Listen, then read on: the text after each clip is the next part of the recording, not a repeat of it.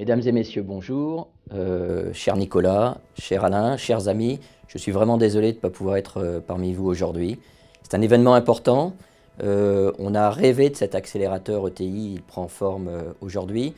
Je pense que, et c'était le premier constat qu'on avait fait quand on avait créé ce club avec le support de la région, c'est que le patron d'une boîte, il est seul, il est pris par la tourmente du quotidien, et bien souvent, il n'a pas le temps de se retourner sur ce qu'il est en train de faire, sur ses équipes, sur sa stratégie. Et je pense que cet accélérateur va permettre aux patrons d'entreprise de prendre peut-être pas conscience, mais en tout cas de se poser la question sur ce qui va les aider à passer d'une PME à une ETI, d'une ETI à une grande entreprise, et faire en sorte de faire aussi grandir ses équipes avec lui, de trouver le bon financement, de se poser des questions sur sa stratégie, bref, tout ce qui fait qu'une entreprise peut se permettre de changer de dimension et finalement de réussir dans un marché très concurrentiel. Alors je suis donc encore une fois désolé de ne pas être parmi vous. Il est important aussi que les patrons qui vont suivre ce cursus soient les ambassadeurs de cette formation.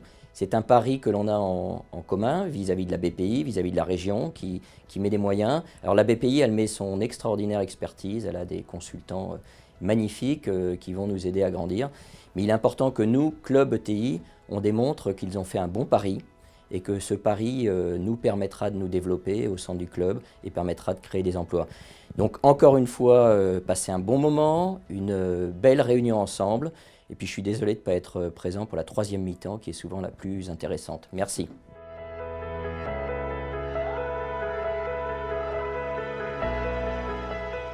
Pour rebondir sur ta question, Hervé, je crois que d'abord on est tous français. On est tous français et on est fiers d'être français et on est là pour faire en sorte que notre pays soit plus fort dans un milieu très concurrentiel. Mais ça passe, la réussite de la France avec des structures extrêmement puissantes qui ont démontré leur savoir-faire, en particulier à la BPI, ça passe si localement on arrive à prendre le relais. La régionalisation, ce côté qui fait que la confiance se crée par la proximité, par l'écosystème, je crois que c'est essentiel. Et donc maintenant que la région nous a fait confiance et que la BPI nous suit, c'est à nous, au niveau du club, de démontrer qu'on est à la hauteur et qu'on est capable, parce qu'on nous offre un extraordinaire moyen de nous développer, de nous faire réfléchir, on doit démontrer qu'on peut rebondir, on peut aussi faire grandir peut-être cet outil, on peut embarquer avec nous des PME à potentiel, bref, qu'on doit jouer notre rôle de relais. Et ça, pour moi, c'est notre enjeu. Alors, je le dis au patron du Club ETI. Le Club ETI, quand même, quelques chiffres, c'est 7 milliards d'euros de chiffre d'affaires.